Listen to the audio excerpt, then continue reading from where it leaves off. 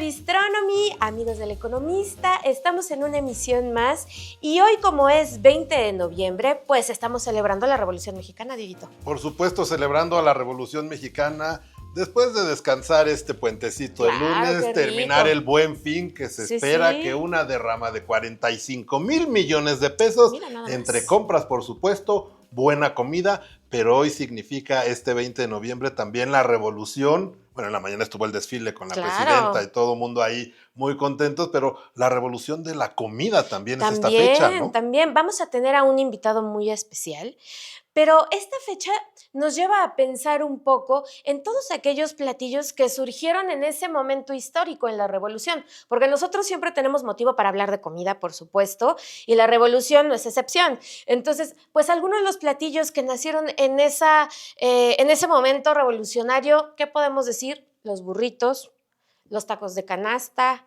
los tacos de guisado, en el norte, la discada. O sea, deliciosos. A ver, el café de olla, por supuesto, que se hace, las tortas de masa, y todo esto surge justo porque este día, el 20 de noviembre de 1910, Madero llama a levantarse en armas, que culmina justo en 1917, y lo que viene a colación es en estas ocasiones de la guerra que pues, estaban los hombres, por así llamarlo, muy ocupados luchando, y las soldaderas o las adelitas eran las que llevaban la comida, y tú lo dices muy bien, era pues comida relativamente sencilla de hacer para alimentarlos. Sí, por ejemplo, la discada, que es este platillo que se da en el norte, es un disco de arado, que obviamente los campesinos tenían, pues ahí, lo que tenían a la mano, lo usaban para remover la tierra, pero cuando era hora de comer, le echaban una limpiadita, lo ponían, varias carnes, res, puerco, lo que tuvieran, y órale, hacer un tipo de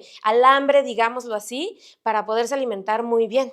Que justamente los platillos o los ingredientes que tenían a la mano era con lo que preparaban los caldos, muchísimas guisos que simplemente se daban y lo acompañaban evidentemente con la buena masa del maíz en una tortilla y haciendo los famosos tacos de guisado. Exactamente, eso fue más al sur, los tacos de guisado. En el norte también se dieron los burritos, que tanto nos gustan, porque también hubo un momento ahí en el que, ¿no te gustan tanto? A ver,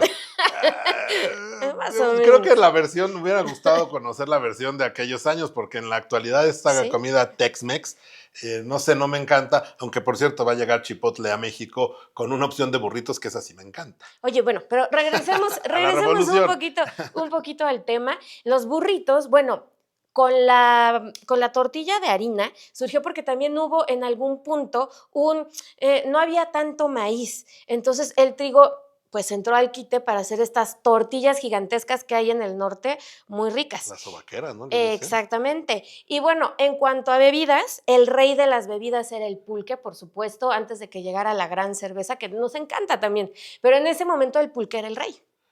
Todavía no llegaba la cerveza, que la más famosa cumplió 100 años justo este año, entonces estamos hablando de tiempo, pues todavía no existía. Así es, pero tú ¿has pensado de dónde viene la frase ponerse hasta las manitas?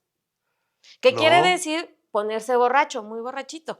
Bueno, pues justamente en los tiempos revolucionarios, pues acostumbraban guardar el pulque en estas, pues como en una especie de bolsas, en donde eran hechas con la piel de ciertos animalitos que tenían incluso hasta la forma y se llenaban, ¿no? Y lo iban cargando en los caballos, en los burros, en donde iban. Entonces decían, cuando ya se va terminando la bebida, pues ya cuando se le echaban a fondo, pues quedaban solamente las manitas. Entonces decían, oye, ¿te vas a poner hasta las manitas? Lo que significaba, ¿te vas a acabar todo el pulque que está guardado ahí?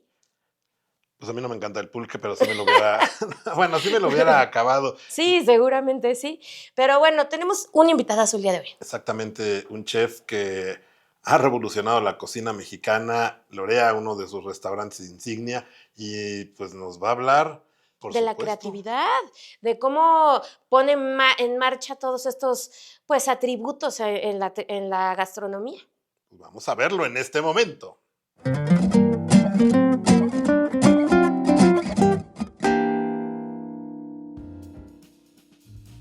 Momento estelar, por supuesto, del podcast de Bistronomy, que es la entrevista.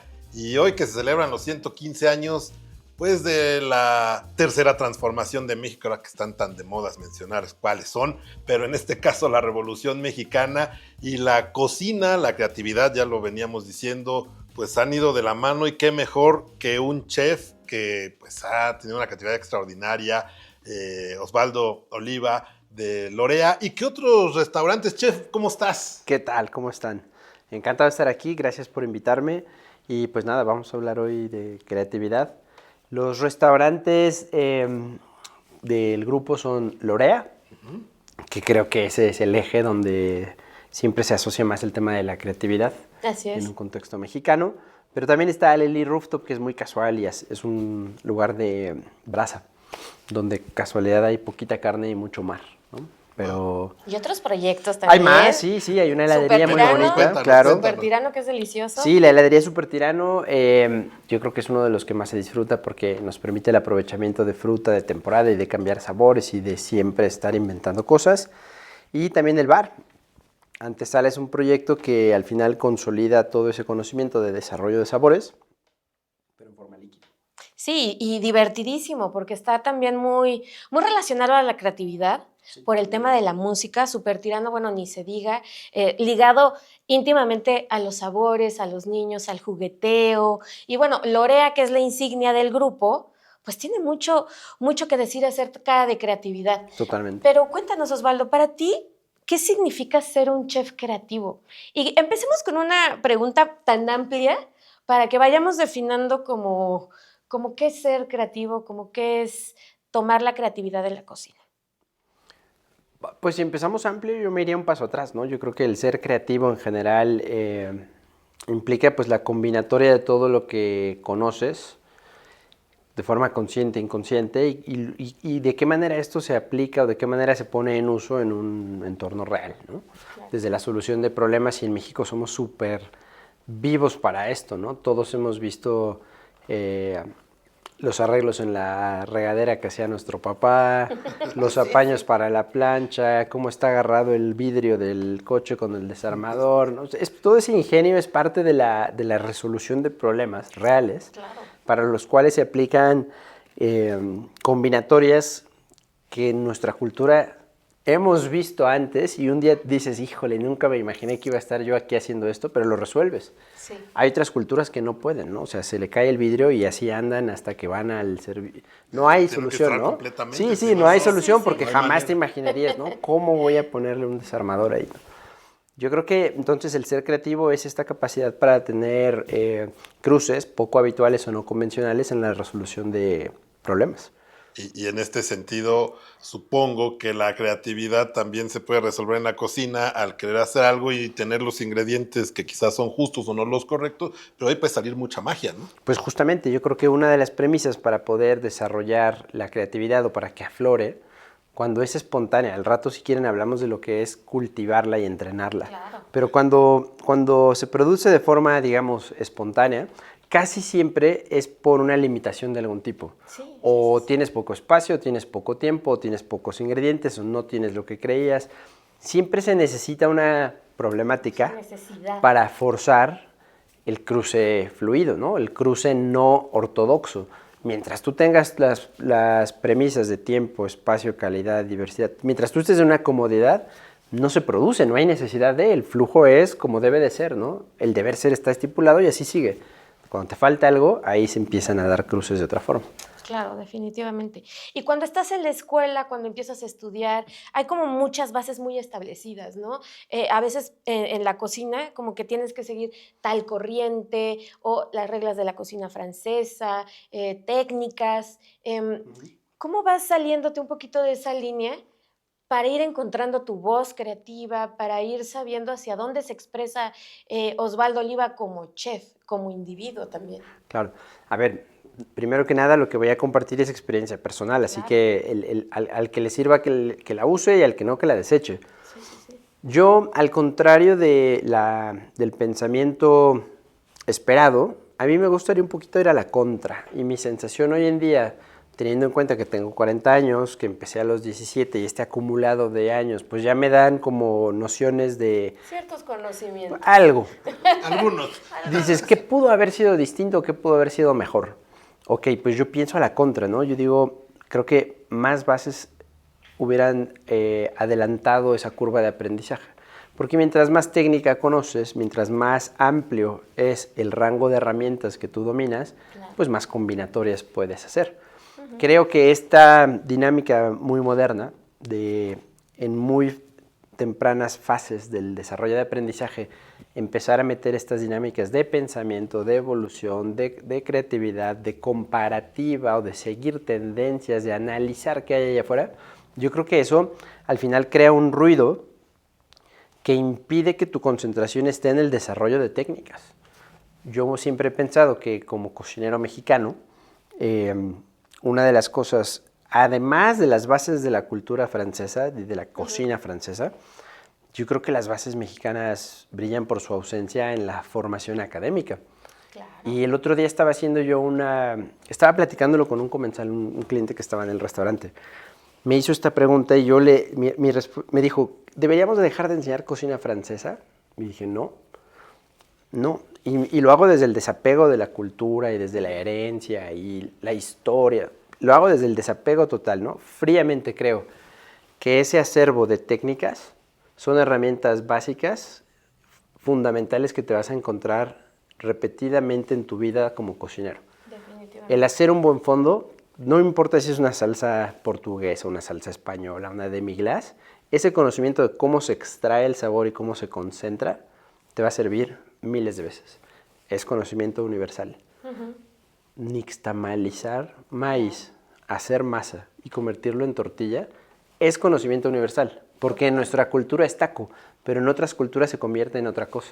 Y cuando entiendes el proceso, tienes una herramienta que es tan valiosa como hacer salsas.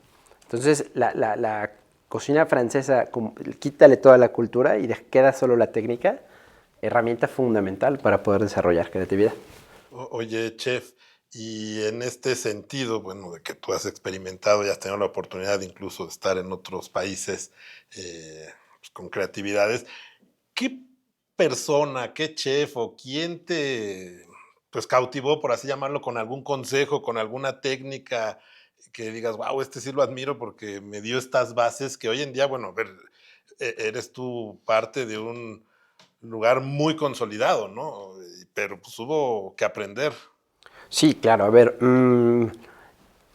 es difícil elegir a alguien que haya sido más determinante en mi formación que Andoni, ¿no? De Mugaritz. Claro. Por obvias razones, o sea, el músculo creativo ahí es donde tuvo un despertar y un inicio. Y luego la andadura ya en solitario pues te pone las condiciones adversas y te enfrenta a problemáticas que vas cruzando y resolviendo de formas diferentes. Pero aquí también, ya les dije, ¿no? Pensando a la contra, siempre pienso que todos somos producto de nuestro entorno. Somos entes codeterminados. Cada maestro, cada palabra de aliento de tus papás, cada regaño bien dado cuando tenías que recibirlo, cada joya de conocimiento que alguien te dice, oye, eso no es verdad como lo acabas de decir, y dices, ay, cada visita al mercado, o sea, todo afecta y todo construye, correcto, siempre y cuando tengas la cosa más fundamental, que es la mirada curiosa y la mente abierta. Uf, me encanta eso que dices. Es que aquel que cree que ya lo sabe todo, o aquel que cree que ya nada lo va a sorprender, y aquel que cree que como en el teléfono estoy a un clic o a un swipe de lo que yo quiera, ¿para qué voy a concentrarme en esto? Ese es el enemigo de esta capacidad de absorción y es el enemigo del ejercicio de cruce, porque para poder cruzar, para poder expresar creativamente, necesitas forzosamente estar en un punto de hambre, de curiosidad. Definitivamente. ¿Crees que esta mirada curiosa todavía nos hace falta al momento de estudiar? O sea, en las escuelas de gastronomía, ¿no? No conozco exactamente cuál es el programa, pero no sé cuánto tiempo tarda en darse cocina mexicana, por ejemplo, ¿no? Entonces, no sé. O sea... Poco tiempo, pongamos poco tiempo. Si es 1 mes, 2 meses, pues, ¿qué tanto te puedes hacer experto en un mole? ¿O qué tanto te puedes hacer experto en la nixtamalización? ¿Nos hace falta a los mexicanos ser más, poner la mirada creativa más curiosa en la parte académica? Mira, el único acercamiento que tengo respecto a programas académicos viene a través de los chicos que hacen prácticas en el restaurante. Nosotros acabamos de dar una revolución total a nuestro programa de prácticas, al grado de que ahora salimos a ofertarlo. Órale. Yo al principio no quería practicantes, porque es un riesgo, ¿no? Sí, cuando estás en persecución. Deja tú eso, cuando estás en persecución de lo que es la máxima expresión de calidad, claro, pues te entra la obsesión del control, ¿no? Y todo aquello que es un riesgo, pues lo minimizas. Hoy en día la infraestructura es mucho más grande y la revolución que acabamos de dar justamente va en la línea de darles en enseñanza lo que a nosotros nos hubiera gustado recibir. Plantear cómo adaptamos nosotros nuestro modelo de enseñanza para no causar frustración. O sea, yo soy enemigo de las frases, las nuevas generaciones son la generación de Cristo. Qué flojera, o sea, ok, sí, si la realidad cambió, es de locos aferrarte a lo que tú crees que era, ¿no? Sí. Si la realidad es otra, el compromiso tiene que ser de todos, probablemente de los jóvenes, para subirse al tren que ya lleva una inercia, pero de los que van en el tren, pues a jalar a más gente, ¿no? O si no, a lo mejor el tren tiene que cambiar de dirección, si no va hacia un barranco y ahí vas montado, ¿no? Entonces, esta flexibilidad y esta capacidad de desaprender tu modelo de aprendizaje, yo creo que es una de las piedras angulares de nuestro nuevo sistema y nuestro nuevo programa de formación. Volviendo a la pregunta, el acercamiento que yo tengo con ellos me permite ver muy empíricamente qué traen de formación. Si hay técnica, sí veo nociones generales de historia, aunque es muy curioso ver que a lo mejor les enseñaron quién es Escoffier, pero de mis chicos nuevos de 20, 21 años, nadie sabe quién es Ferran Adrià. Muy curioso, ¿no? Entonces es como si el modelo sigue allá, pero todo lo que ha ocurrido... Un poco rezagado. Saben hacer gelatinas y te hablan de espumas y no saben quién es Ferran Adrià. Entonces es muy curioso. Sí. ¿Faltan cosas? Sí. ¿Cuáles? No lo sé. Pero tu pregunta es muy buena. ¿Hace falta curiosidad en los modelos de aprendizaje? Sí. El problema es que eso debe venir de acá, ¿no? ¿Cómo le enseñas a alguien a ser curioso a través de un programa formativo? A lo mejor yo le enseño a mi hijo a ser curioso cuando vamos al mercado y le digo, ¿quieres fresa o quieres uva? Y agarra otra cosa. Y le digo, hoy quieres descubrir esto. Mira, esto es una frambuesa. Esa curiosidad viene de casa. Claro. Pero un estudiante, adolescente, está difícil, ¿no? Oye, Chefi, en este sentido la pregunta sería, si alguien llega, un joven, con toda la disposición, las ganas de aprender, te toca la puerta, oye, no he estudiado nada, pero quiero empezar de abajo y todo, ¿le das la oportunidad o a alguien que es necesariamente pues, egresado, está estudiando en alguna escuela, pues esa formación es, ¿cómo decirlo? A ver, ¿la escuela importa o no importa? Más rápido. A ver, otra vez, o sea, creo que todas las respuestas que al final se reducen a polos o a extremos, hay que tener cuidado. Sobre todo cuando haya una plataforma en la cual lo que se dice tiene peso en alguien más. ¿No? Hablábamos de los videos que has visto que hago y demás. Parece mentira, pero lo que decimos resuena. Sí, entonces hay que tener cuidado. Ahí mi recomendación es muy sencilla. Primero que nada debo decir que hace mucho tiempo no tengo este momento idílico en el cual un aprendiz viene y toca y dice, quiero... No se ha dado. No se ha dado. Es romantizar un poco la que parte. Se dé por un montón de factores que sociales, vivimos actualmente. Económicos. Sí, que ni siquiera tendrán que ver con el tema en cuestión, ¿no? Claro. Pero damos muchas oportunidades. Dentro del grupo hay personas que hoy en día tienen puestos de dirección o que se hacen cargo a nivel gerencial de diferentes procesos y que empezaron desde abajo, ¿no? Y que empezaron desde abajo con un hambre, con una curiosidad, con una disposición a aprender y a desaprender. Esas son las características que las mencionamos al inicio, pero también son el ADN de nuestro grupo de trabajo, ¿no? Sí. Hay que desarrollar personas y hay cosas que no se aprenden solas. Cuando tú enseñas a enseñar, te das cuenta de lo complicado que es. Ahí perdonas mucho a los maestros que no entendías. Ahí perdonas mucho a tus papás. Sí. Porque dices, ¿cómo le enseño a dejar de ser jefe y convertirse en líder? ¿cómo va a desarrollarlo él solo si alguien no le dice cómo? ¿Cómo le comparto las tonterías que hice y los gritos que di desde una perspectiva neutra para que se salte ese proceso? Es bien curioso. Hoy en día yo dedico muchísimo tiempo de mi jornada laboral al trabajo humano y me gusta mucho. También desgasta muchísimo. Hay veces que llegas a la casa así drenado y dices, pero si no, fueron 6 horas, no, antes hacía 16 físicas y no pasaba nada, ¿no? 6 de este trabajo como entre desarrollo humano emocional, te vacían el tanque así muy duro. Y bueno, ya nos desviamos un poquito, pero sí damos oportunidades. No se ha dado el caso de alguien que venga a tocar. La escuela es importante, muy importante, pero les voy a decir por qué es importante.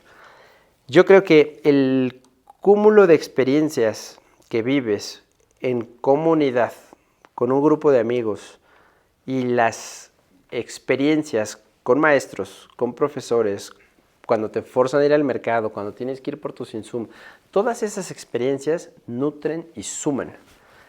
La técnica fundamental. ¿Es una garantía que te van a enseñar buena técnica? No, pero ahí es responsabilidad de cada uno elegir bien en dónde vas a estudiar. Hasta donde yo sé no hay escuelas públicas, ¿no? Todavía de cocina. Todas cuestan.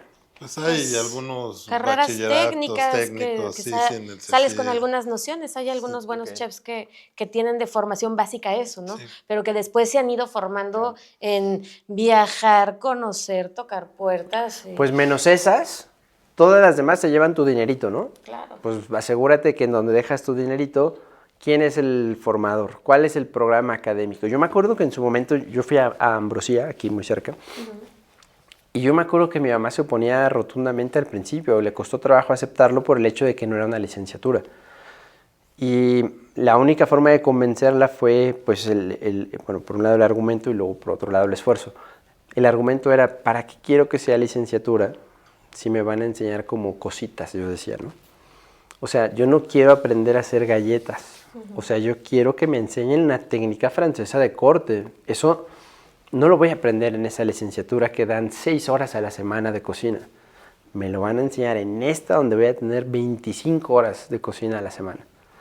Simplemente esa métrica pues ya te dice, ¿qué quieres? ¿Técnica y base culinaria o complemento? Ahí están las preguntas que hay que hacernos al tomar las decisiones. Entonces la escuela sí es importante, pero es más importante aún elegir bien. Definitivamente, y en la cocina todo el tiempo estás haciendo elecciones, ¿no? Sí. Una vez que das ese paso, todo es una elección y todo tiene consecuencias, ¿no? Y creo que la creatividad, justamente cuando empiezas a aplicarlas, puede tener muy buenas consecuencias o pésimas, ¿no? Que pueden derivar en un plato horrendo. Bueno, pero también en esa, yo una frase que uso mucho, como a veces para meter presión o a veces para quitar presión, siempre les digo, a ver, tranquilos, aquí nadie está operando a corazón abierto. Claro. O sea, imagínate que tu creatividad es resolver como problema pues una hemorragia durante un procedimiento a corazón abierto. Sí. El cruce de información más te vale que salga bien. Más te vale, sí. Y puedes proponer y salirte del guión y si sale bien. Pero si no, ahí sí hay consecuencias. Digo, claro, en el nuestro, nuestras consecuencias pues son dentro del todo contenidas en un ambiente de cosas positivas, ¿no? Claro, definitivamente. El desperdicio, que ocupes otro ingrediente y demás. En tema ya creativo, en Lorea, ¿cómo lo llevan a cabo? ¿Cómo te paras frente a cierta cantidad de ingredientes y empiezas a decir, esto va con esto va con lo otro, por qué combina? ¿Cómo lo ves en tu cabeza o cómo vas uniendo sabores? Pues mira, Lorea acaba de pasar por un proceso de transformación bastante importante. En el mes de septiembre estrenamos una nueva dinámica. Tú bien sabes que durante 8 años y pico, que es el tiempo que tiene de vida Lorea, la dinámica es muy simple. El menú se construye desde cero todos los días a partir de los productos que tenemos en el restaurante y de la distribución diaria. No hay ejercicio más creativo que ese. Ahora, es muy difícil de comunicar y es muy difícil de antojarle a alguien que antes de ir quiere saber qué va a comer. Claro. Es muy fácil cuando cuando alguien busca un viaje, una experiencia, un sueño, un momento para recordar toda la vida, el que busca eso le viene como anillo al dedo, ¿no? Ahí va. Pero claro, en este ejercicio de crecimiento, pues también queremos a un mercado nacional que tiene otro tipo de necesidades y que come de otra manera y que también es válido porque el disfrute es lo mismo si es de aquí o de allá. Entonces el proceso de transformación ahora acaba de hacer a un lado esa idea para desarrollar durante 4 meses y perfeccionar a lo largo de ese tiempo un solo menú, sin variaciones, bajo el paraguas de un concepto. Y ese concepto tiene que ser más grande que el ingrediente, más grande que la región, más grande que la tradición, más transgresor que creativo o no creativo. Okay. Dentro de ese paraguas tiene que caber todo y sobre todo debe de expresarse mexicanidad, porque es que eso es Lorea. Entonces, desde septiembre y hasta diciembre estamos trabajando bajo el barro mexicano. Si lo analizas, ¿cuántas regiones productoras de barro hay en el país? Sí. Por lo tanto, podemos hacer cocina regional. ¿Cuántos tipos de suelo y cuántos colores de barro resultan de esas diferentes regiones? Ya multiplicaste por 16 tu abanico. ¿Cuántas regiones utilizan el barro no solo como plato, sino como superficie, como herramienta, como técnica? Ya volviste a ampliar. Bueno, resulta que hay regiones que incluso lo usan como ingrediente. Wow, no sabía. Entonces, Lorea ahorita está en ese proceso. El enfoque hoy en día es muy distinto a cuando íbamos al mercado y decimos, ¿qué voy a hacer con esto hoy? ¿Y esto con esto queda? No queda. Así era antes.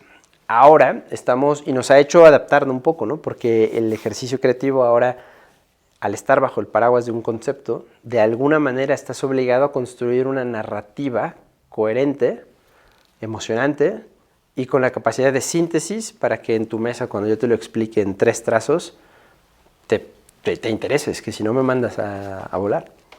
Oye, ¿nos podrías hacer un ejercicio? No, está padrísimo. O sea, sí. Al final, es todo lo que pueda caber en barro. Claro. Y todos los días cambia ese menú, es lo que entiendo. No, ese menú ya no cambia. Está fijo ya. Ese menú es fijo. Porque si no digo, no, pues entonces también... Bueno, parte de la creatividad y la necesidad. Con el paréntesis enorme de que, pues mira, justamente trabajamos con un productor de Wagyu, de Querétaro, en Tequisquiapan. Sí, y éramos el único que está comprando una pieza que se llama Flatiron.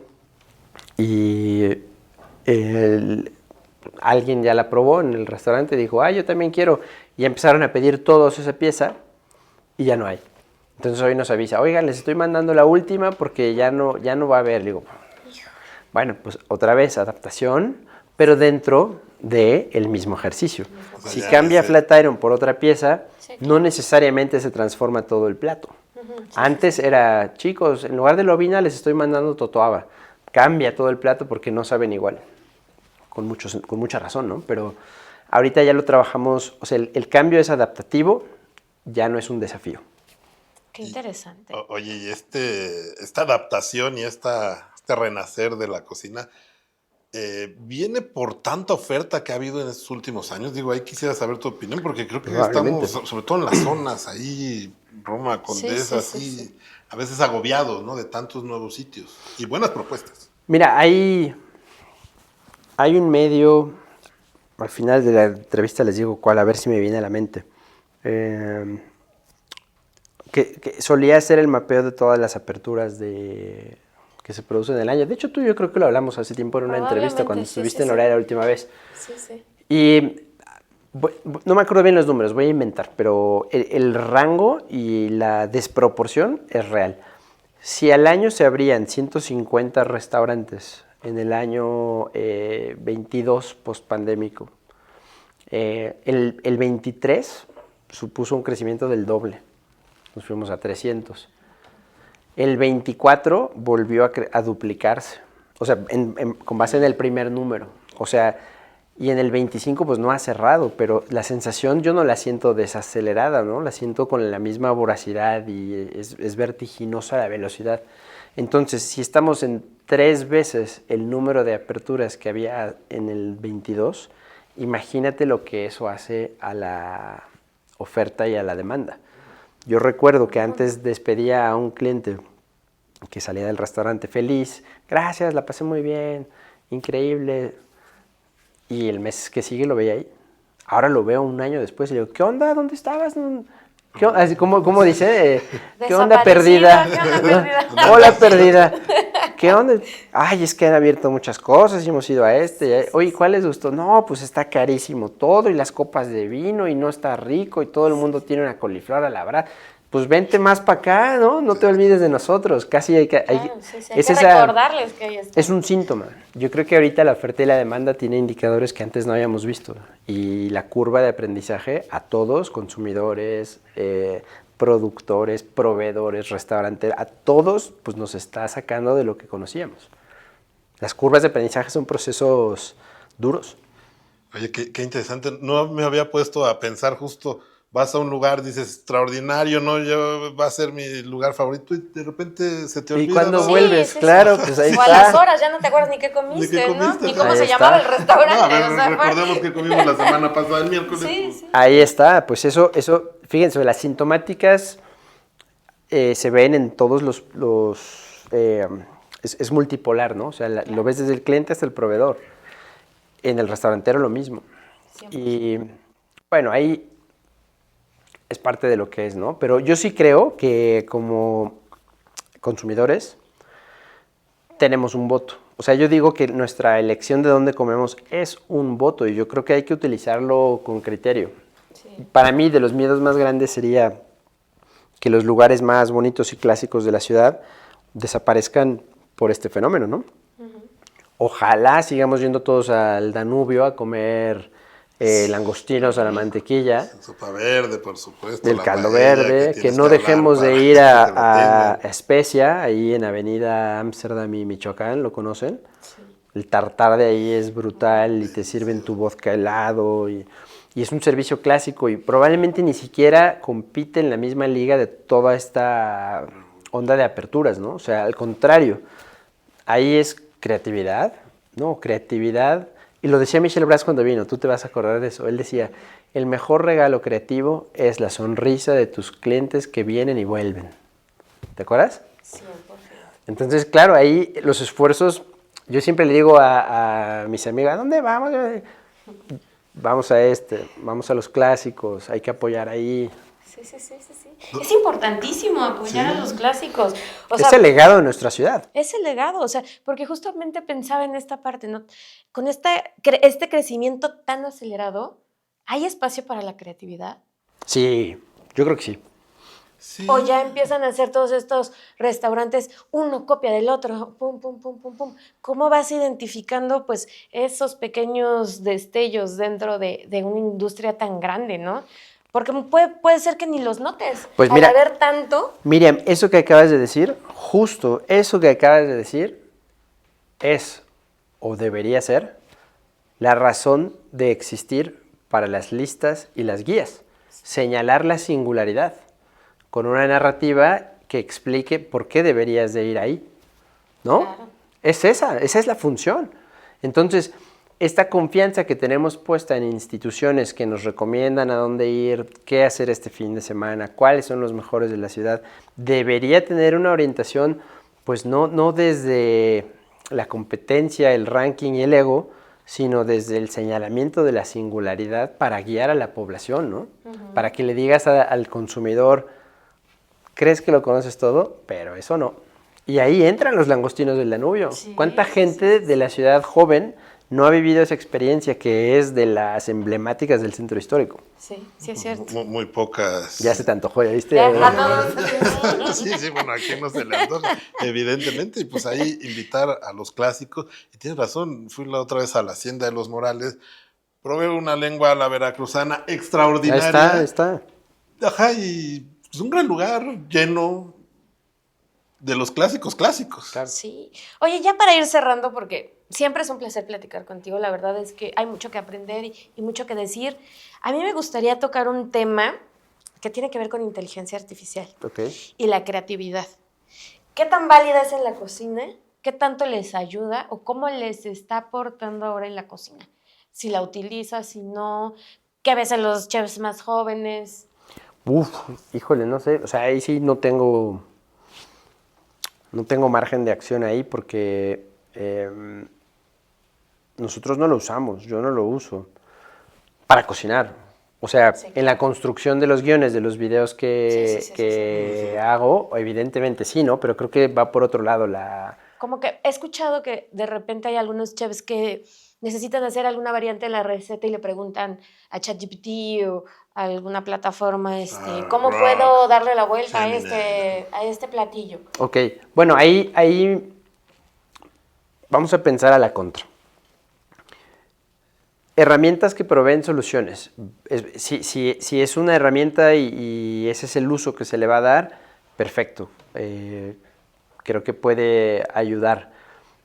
¿Existen alternativas? O sea, si pensamos a la contra, ¿cuál sería el ejercicio que te da esa función? Solía ser el desarrollo no en solitario, desde tu individualidad y desde tu subjetividad, porque evidentemente te vas a quedar corto cuando llegues o al cansancio mental o a la fatiga o al enamoramiento de tu propia idea. Sí. Ahí es donde entra el colectivo y ahí es donde el esfuerzo en conjunto de un equipo alineado que sabe cuál es el estándar, cuál es el ethos del proyecto, pues aportan y prueban y se contradicen y hay este choque de cabezas que pule y mejora. Así solía ser. Yo creo que si la misma conclusión se obtiene con la herramienta tecnológica y con el equipo de trabajo, no son igual de buenas, porque una te da una respuesta y la otra te da un proceso. En el proceso hay mejora y hay integración. En la respuesta simplemente hay el descubrir que tu idea era buena. Pues nos quedamos con pues no la inteligencia artificial, porque no, sí, a ver, yo he entrevistado a chefs que sí me han dicho, no, es que la variante, y yo, a ver, pero pues si tu trabajo, por así llamarlo, es experimentar, ver los sabores, o sea, como, ¿a qué le preguntas a la maquinita? Pero bueno, cada quien. Yo nunca lo he hecho, ¿eh? O sea, ahí sí, el que lo esté viendo va a decir, nah, te lo juro, nunca se me había ocurrido que... No, pero ¿sabes qué? No hay un día que yo pruebe algo y que sienta como que podría estar mejor, no hay una sola vez que no pregunte, ¿le pondrías más limón? ¿No crees que le hace falta X? ¿Tú qué le pondrías? Le falta un no sé qué. A ti o sea, eso lo hago diario. Entonces creo que como tengo esa red, jamás he sentido la necesidad. Exacto. No sé, son cuestiones curiosas. Entonces, claro, este pensamiento a la contra pues me evidencia que hay una necesidad de otro tipo en la implementación creativa de hoy en día. Y es entender que tú solo no eres nada. Tienes que hacerlo con tu equipo. Definitivamente. Oigan, pues le estamos pasando increíble, pero ya nos extendimos un poquito. Vamos a tener que terminar esta entrevista. Quisiéramos platicar toda la tarde, pero pues se nos está acabando el tiempo. Pues nada más despedir al chef Osvaldo Oliva. Muchas gracias por estar con nosotros esta tarde. Y pues a ustedes recordarles que nos sigan viendo los jueves. Estamos siempre presentes en El Economista, así es que síganos en Bistronomy. Ahí los esperamos.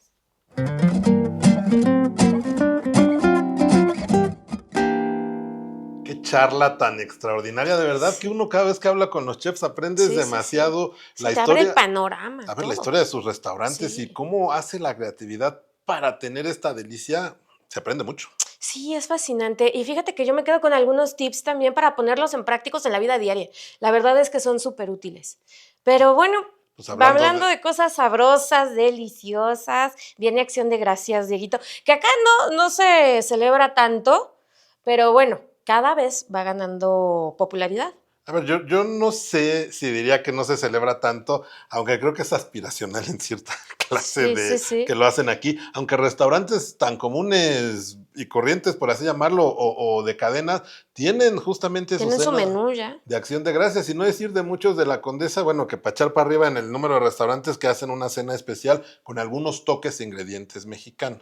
Así es. Bueno, infaltable para quien lo celebra, el pavo, ese sí es sí o sí. Pues todo lo relacionado a los platillos con calabaza, que hay bastantes. El pay, el puré. el camote, que es uno de los platillos que también tienen. Y fíjate que hablando de números, el año pasado se consumieron 45,000 millones de pavos tan solo en Estados Unidos, porque este día incluso es mucho más importante la celebración en familia y en casa que la Navidad o el Año Nuevo. Allá sí les da un poco lo mismo ir a Navidad o el Año Nuevo, pero eso sí, acción de gracias, todo el mundo tiene que estar a la mesa, reunido, comiendo un pavito. Y por eso justo es la cantidad de pavos que se consumieron el año pasado. Hay que ver cuántos se hacen en este año. Es muchísimo, la verdad es que es fascinante toda esta industria. Pero bueno, ya está llegando diciembre.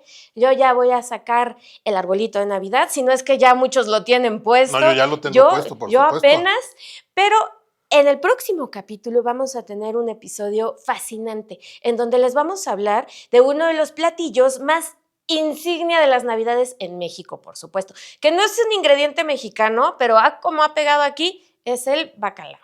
Justamente tendremos una invitada de lujo que nos va a hablar de las diferencias para que usted tome nota, por supuesto, lo vea si va a comprarlo, cómo diferenciar un pescadito cualquiera salado de un auténtico bacalao noruego, que es el que consumimos en México. Así es que no se lo pierdan, no dejen de seguirnos en todas nuestras redes sociales, suscríbanse, por aquí va a aparecer. Sí, visítennos en Bistronomy. Y por supuesto nos estamos leyendo todos los días y habitualmente los jueves en un episodio más de Bistronomy, el podcast.